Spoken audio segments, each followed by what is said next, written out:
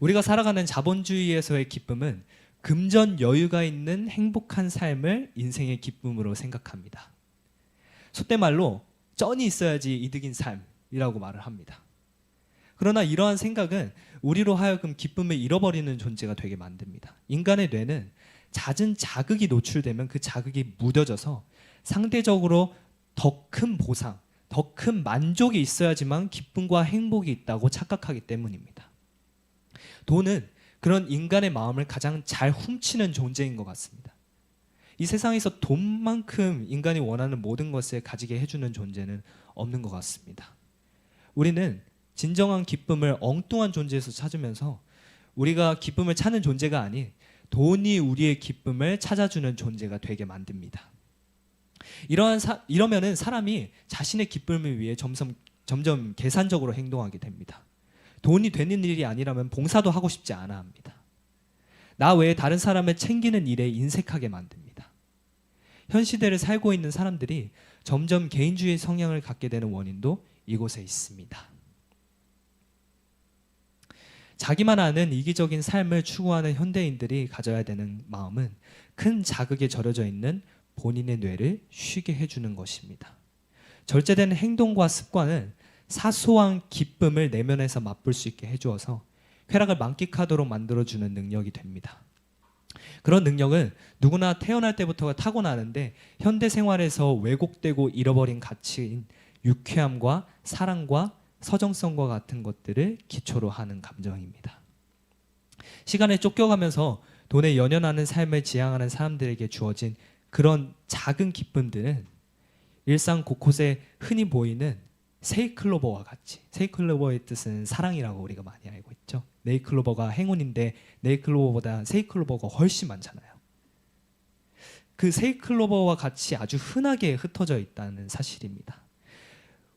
눈에 잘 보이지 않아서 일에만 집중하는 수많은 사람들의 둔감한 감성으로는 거의 느끼지 못할 정도가 되었습니다. 요즘 아이들 동요 안 듣잖아요. 요즘 아이들 시 별로 관심 없잖아요. 서정성과 유쾌함과 사랑이 가려진 것입니다. 그런 것들은 눈에 잘 띄지 않고 많은 사람들이 관심을 가지지도 않고 많은 돈을 들여야 얻을 수 있는 것들도 아닙니다.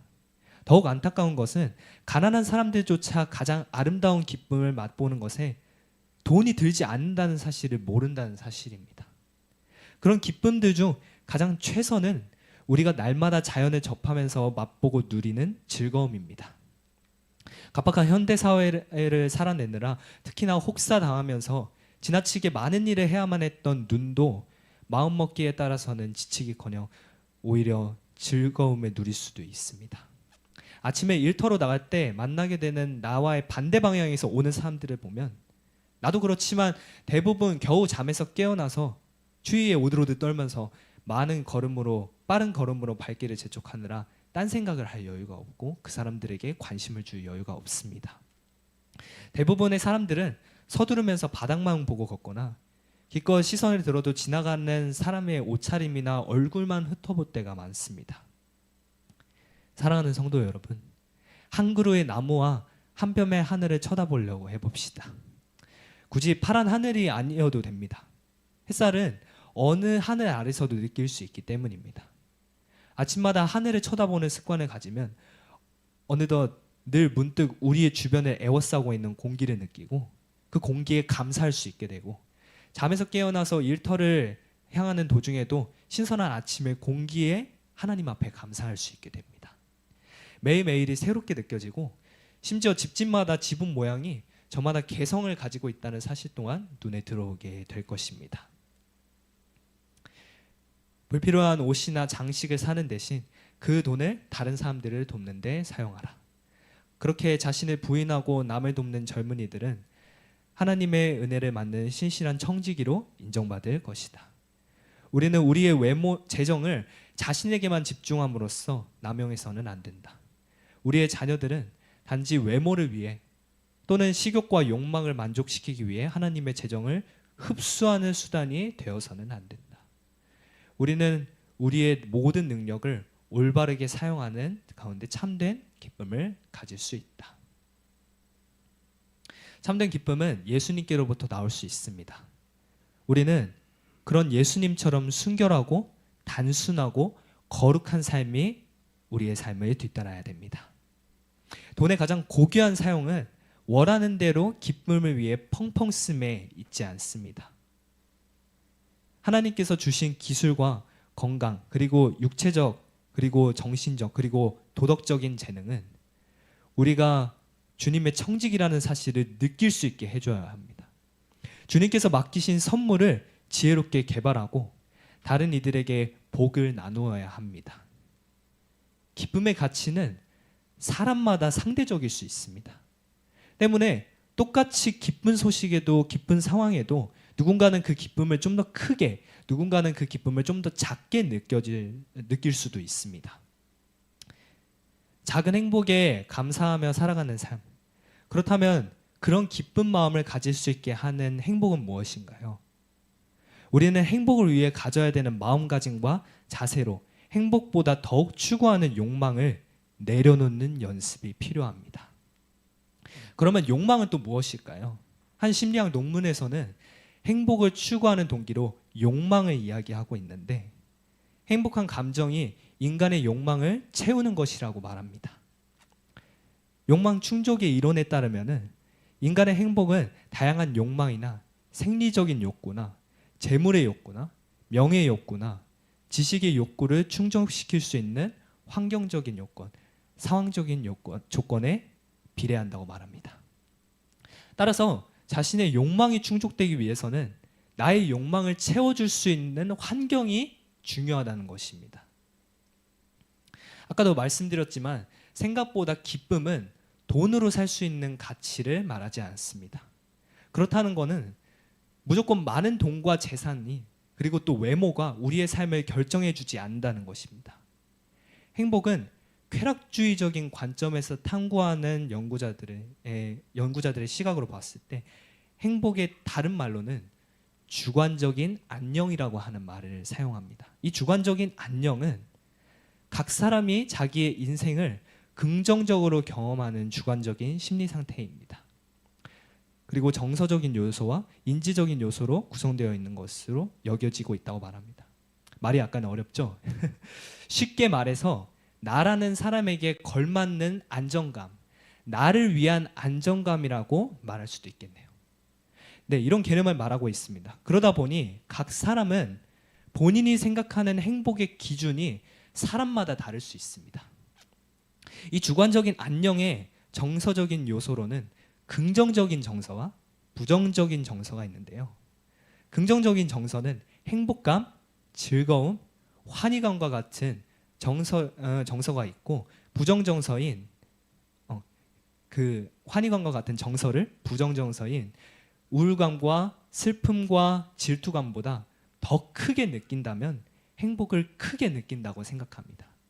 내가 우울한 상황이 있어도 행복한 상황이 있어도 행복한 상황이 우울한 상황보다 좀 더 많으면 우리는 행복한 삶을 살고 있구나라고 생각하는 것입니다. 우리는 이런 행복을 스스로 채우기 위해서 각자 본인이 강하게 가진 욕망을 삶 속에서 채우기 위해 살아갑니다. 누군가는 돈이 가장 큰 욕구일 수도 있고요. 누군가에게는 남에게 인정받고자 하는 명예가 가장 큰 욕구일 수도 있습니다. 그러나 행복, 즉 주관적인 안녕에 관한 연구 결과에 따르면 욕망을 충족하는 것이 행복한 삶과는 꼭 연결되지만은 않았습니다. 첫 번째로 기본적인 욕망을 충족시킬 수 있는 환경적인 여건을 사람이 갖추면 갖출수록 주관적 안녕의 수준이 증가하지 않았다는 것입니다. 우리의 마음속에 있는 다양한 욕망인 재산이나 소득이나 교육 수준이나 사회적인 지위, 좋은 직업, 좋은 배우자, 예쁘고 잘생긴 모습은 주관적인 안녕의 관계와는 상당히 미미한 것으로 나타났습니다. 예를 들어 내가 기초생활수급자에 편의점 알바만 한 대학생이라면 처음 제대로 된 직장과 일을 가져서 수입이 나오게 됐을 때 딱 처음 한 달 수입이 나올 때까지만 행복하고 그 수준을 넘어서게 되면 더 이상 행복을 느끼지 못한다는 것입니다. 둘째로 행복은 욕망 충족의 여부보다 자신의 상태를 비교하는 기준의 속성에 의해서 결정되는 경향이 나타났습니다. 욕망 충족으로 인한 행복은 일시적일 뿐만 아니라 사람에 따라서 다르게 느낄 수 있는 상대성을 가지고 있습니다. 쉽게 말해서 사람은 자기가 행복한 것보다도 남이 나보다 불행한 상황이 있으면은 내가 더 행복하구나라고 느껴서 행복한 감정을 느낀다고 하는 것입니다. 사람은 자신의 상태를 어떤 기준, 즉 다른 사람이나 과거의 삶이나 내가 이상적으로 추구하던 자기 모습이나 자기가 가진 목표와 비교해서 그 기준과의 긍정적인 차이를 가질 때 행복감을 느낀다는 것입니다. 의외로 다른 사람들과의 비교해서 이겨야지 행복을 얻을 수 있다는 말입니다.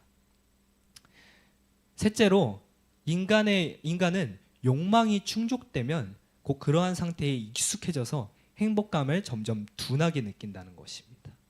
인간은 쾌락을 느끼는 자극을 반복적으로 접하게 되면 그에 대한 쾌락이 약화되는데 이러한 형상을 적응이라고 하며 둔감화 또는 습관화라고 말을 하고 있습니다.